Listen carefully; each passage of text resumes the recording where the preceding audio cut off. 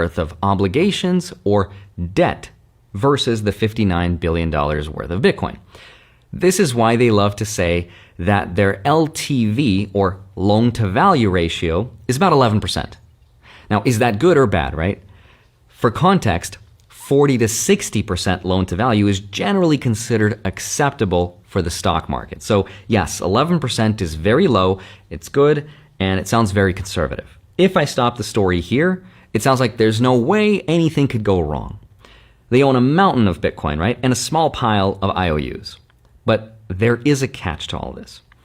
That $16 billion IOU pile has a price. Between the interest on their debt and dividends on all those preferred shares, MicroStrategy now owes about $800 million a year just to keep the machine running. That's over $2 million per day.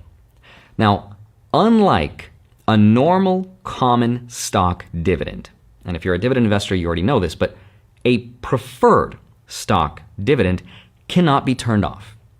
A common stock dividend, a company can just stop paying you the dividends whenever it wants, but not preferred dividends. Why?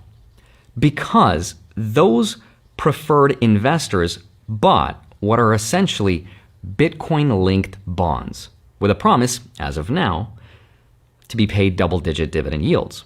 So the question is, where does MicroStrategy get the cash to pay dividend investors? Where does it come from? The software side of the business is nice, but it's not throwing off $800 million of free cash flow a year. So in the latest presentation, they revealed the answer to that question. They created a separate US dollar reserve, which right now is about $1.4 billion in cash. And that cash pile's whole job is just to pay those dividends and interest. And at today's run rate, that gives them about 21 months of coverage, about close to 2 years, without ever having to touch a single Bitcoin. Now, this is where I have to explain another nerdy concept of the stock market called the MNAV conversion, because it's really important.